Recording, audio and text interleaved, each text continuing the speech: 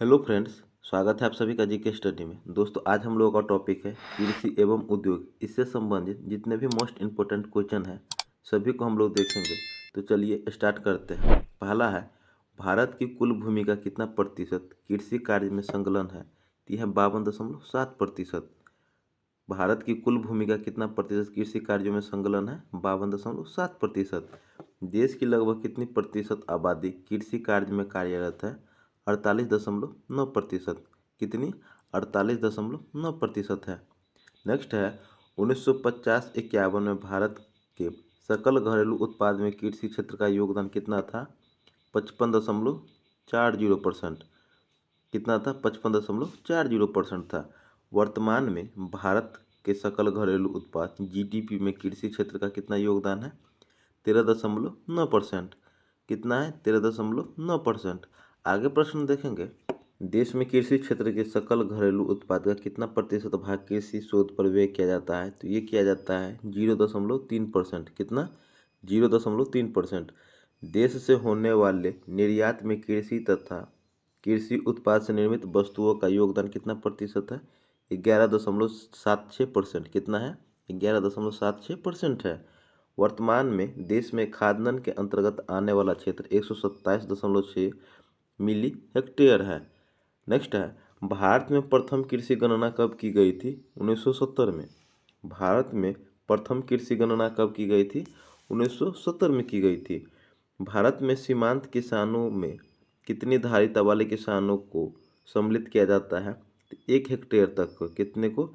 1 hectare तक को।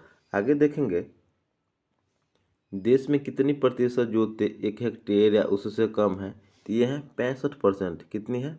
65% है। भारत में जनसंख्या में निरंतर वृद्धि के परिणाम स्वरूप जोतों का औसत आकार घटकर कितना रह गया है? 1.08 हेक्टेयर। कितना रह गया है? 1.08 हेक्टेयर। नेक्स्ट है, भारत में कौन सी समिति कृषि जोतों पर कर लगाने की संस्तुति की थी? तो ये किए थे राज्य समिति ने। कृषि जोतों पर कर लगाने की संस्तुति किसने किया था? राज्य समिति ने किया था। भारत की कृषि भूमि का कितना प्रतिशत भाग संचित है? 45%। कृषि भूमि का कितना प्रतिशत भाग संचित है? तो 45% संचित है। भारत में सिंचाई का सर्वप्रथम स्रोत क्या है? कुआं व नलकूप। भारत में सिंचाई का सर्वप्रथम स्रोत क्या है? कुआं व नलकूप है।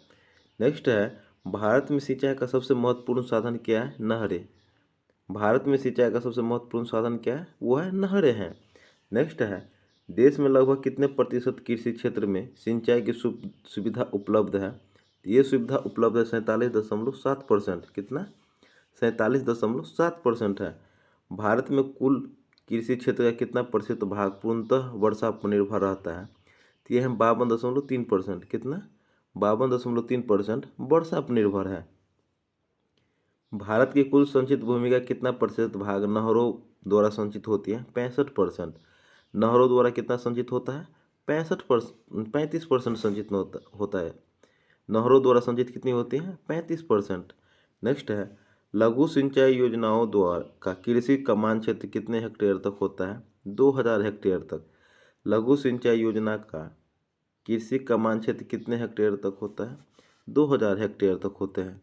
आगे है, सिंचाई विशेषज्ञों के अनुसार भारत की कितनी भूमि पर अधिकतम सिंचाई सुविधाओं का विस्तार किया जा सकता है? तो ये किया जा सकता है 114 मीटर हेक्टेयर। नेक्स्ट है, भारत में सिंचाई के साधनों की क्षमता और उनके सदुपयोग के माध्यम के अंतर्गत को न्यूनतम करना किस कार्यक्रम का मौलिक उद्देश्य है? कमान क्षेत्र विकास कार्यक्रम। कौन सा? कमान क्षेत्र विकास कार्यक्रम। भारत के प्रथम प्रधानमंत्री जवाहरलाल नेहरू ने किसे आधुनिक भारत के मंदिर की उपमा प्रदान की थी? विशालकाय नदी घाटी परियोजना को। आधुनिक भारत के मंदिर किसे कहा जाता है? विशालकाय नदी घाटी परियोजना को कहा जाता है। कितने सिंचाई कमान क्षेत्र वाली परियोजनाओं को बृहत सिंचाई परियोजनाओं के रूप में वर्गीकृत किया जाता है? 10,000 हेक्टेयर से अधिक। कितना? 10,000 हेक्टेयर से अधिक। आगे है, सर्वप्रथम किस राज्य में दक्षिण पश्चिम मानसून प्रवेश करता है? तो ये प्रवेश करता है केरल में। दक्षिण पश्चिम मानसून प्रवेश करता है केरल में। भारत में हरित क्रांति किस क्षेत्र में सर्वाधिक सफल रही? गेहूं और चावल में। हरित क्रांति किस क्षेत्र में सफल रही? गेहूं और चावल में। नेक्स्ट है, हरित क्रांति के फलस्वरूप देश में कुल खाद्यान्न में से किसका अंश कम हो गया? मोटा अनाज एवं दलहन का। हरित क्रांति के फलस्वरूप मोटा अनाज एवं दलहन का उत्पादन कम हो गया। भारत में हरित क्रांति की शुरुआत कब हुई? 1967-68 में। भारत में हरित क्रांति की शुरुआत 1967-68 में हुआ था। 1966 में भारतीय कृषि के प्रति हेक्टेयर उत्पादकता को बढ़ाने के उद्देश्य से कौन सी महत्वपूर्ण योजना चलाई गई? HYVP। कौन सा? HYVP। नेक्स्ट है, विश्व में हरित क्रांति के जनक हैं नॉर्मन ई बरलॉग। विश्व में हरित क्रांति के जनक कौन है? नॉर्मन ई बरलॉग है। नेक्स्ट है, नॉर्मन ई बरलॉग किस देश के थे? तो ये थे अमेरिका के। नॉर्मन ई बरलॉग किस देश के थे? अमेरिका के थे। कौन कृषि वैज्ञानिक ने भारत में अधिक उपज देने वाली किस्मों के उपयोग की युक्ति बताई? तो ये बताए थे प्रोफेसर नॉर्मन बोरलॉग। किसने बताया था? नॉर्मन बोरलॉग ने बताया था। भारत में हरित क्रांति के सूत्राधिकार कौन माने जाते हैं? MS स्वामीनाथन। भारत में हरित क्रांति के सूत्राधिकार माने जाते हैं? MS स्वामीनाथन माने जाते हैं। हरित क्रांति शब्द के प्रतिपादक है विलियम गॉड।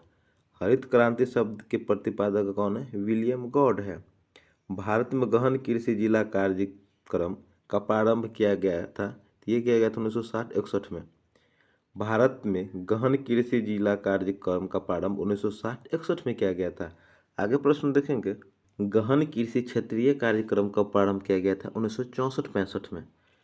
गहन कृषि क्षेत्रीय कार्यक्रम 1964-65 में किया गया था। भारत में दुग्ध उत्पादन में वृद्धि के उद्देश्य से सघन पशु विकास कार्यक्रम कब चलाया गया था? 1964-65 में। कब चलाया गया था? 1964-65 में। देश में ऑपरेशन फ्लड कार्यक्रम प्रारंभ किया गया था 1970 में। ऑपरेशन फ्लड कार्यक्रम कब प्रारंभ किया गया था? 1970 में प्रारंभ किया गया था। भारत में ऑपरेशन फ्लड श्वेत क्रांति के सूत्रधार कौन माने जाते हैं? वर्गीज कुरियन। भारत में श्वेत क्रांति के सूत्रधार माने जाते हैं? वर्गीज कुरियन माने जाते हैं। देश में दूध के प्रति व्यक्ति दैनिक उपलब्धता कितनी है? 375 ग्राम। देश में दूध की प्रति व्यक्ति दैनिक उपलब्धता 375 ग्राम है। नेक्स्ट प्रश्न है, देश के किस राज्य में दूध की प्रति व्यक्ति सर्वाधिक दैनिक उपलब्धता है? तो यह है पंजाब में। कहाँ है? पंजाब में। पंजाब में प्रति व्यक्ति दूध की दैनिक उपलब्धता 800 ग्राम है। पंजाब में प्रति व्यक्ति दूध की उपलब्धता 800 ग्राम है। नीली क्रांति का संबंध मत्स्य पालन से है। नीली क्रांति का संबंध किससे है? मत्स्य पालन से। मत्स्य उत्पादन में भारत विश्व में कौन सा स्थान है? दूसरा। मत्स्य उत्पादन में भारत का विश्व में स्थान दूसरा है। एशियाई मत्स्य उत्पादक देशों में भारत का स्थान दूसरा है। एशियाई मत्स्य उत्पादक में भारत का स्थान दूसरा है। एशियाई मत्स्य उत्पादन प्रथम स्थान चीन का है। एशियाई मत्स्य उत्पादन में प्रथम स्थान चीन का है। भारत में किस प्रकार के रासायनिक उर्वरक की खपत सर्वाधिक है? नाइट्रोजनी। भारत में किस प्रकार के रासायनिक उर्वरक की खपत सर्वाधिक है? नाइट्रोजनी का। आगे है, किस प्रकार के उर्वरकों की पूर्ति के लिए भारत पूर्णतः आयातों पर निर्भर है? तो आयातों पर निर्भर है पोटेशियम के लिए। किसके लिए? पोटेशियम के लिए। कुल उर्वरकों के प्रयोग की दृष्टि से विश्व में भारत का स्थान तीसरा है। कौन सा स्थान है? तीसरा है। विश्व में उर्वरकों का सर्वाधिक प्रयोग किस देश में होता है? चीन में। उर्वरकों का सर्वाधिक प्रयोग विश्व में कहाँ होता है? चीन में होता है। भारत में आलू 16वीं शताब्दी में कहाँ से आया था? पुर्तगाल से। भारत में आलू 16वीं शताब्दी में कहाँ से आया था? पुर्तगाल से आया था। आलू उत्पादन में भारत का विश्व में स्थान दूसरा है। आलू उत्पादन में भारत का विश्व में स्थान कौन सा है? दूसरा है। भारत में कौन सा प्रदेश उर्वरकों के प्रति हेक्टेयर खपत की दृष्टि से प्रथम है? पंजाब। कौन सा प्रदेश है? पंजाब है। भारत में प्रति हेक्टेयर उर्वरक की खपत 128 किलोग्राम है। भारत में प्रति हेक्टेयर उर्वरक की खपत कितनी है? 128 किलोग्राम है। नेक्स्ट है, उर्वरक उत्पादन में भारत का विश्व में कौन सा स्थान है? तो यह तीसरा स्थान है। उर्वरक उत्पादन में भारत का विश्व में कौन सा स्थान है? तीसरा। भारत नाइट्रोजनी उर्वरकों की कुल खपत का कितना प्रतिशत हिस्सा घरेलू उत्पादन से पूरा करता है? 94%। कितना? 94%। नेक्स्ट है, भारत फॉस्फेटिक उर्वरकों की अपनी कुल खपत का कितना प्रतिशत हिस्सा घरेलू उत्पादन से पूरा करता है? 82%। कितना? 82%। भारत के किस प्रदेश में कॉफी का सर्वाधिक उत्पादन होता है? कर्नाटक में। कॉफी का सर्वाधिक उत्पादन भारत में कर्नाटक में होता है। भारत में मोटे अनाजों का उत्पादन करने वाला राज्य राजस्थान है। भारत में मोटे अनाज का उत्पादन करने वाला राज्य कौन सा है? राजस्थान है। दलहन का सर्वाधिक उत्पादन किस राज्य में होता है? मध्य प्रदेश में। दलहन का सर्वाधिक उत्पादन कहाँ होता है? मध्य प्रदेश में होता है। भारत में कौन सा राज्य चावल का सर्वाधिक उत्पादन करता है? तो यह है पश्चिम बंगाल।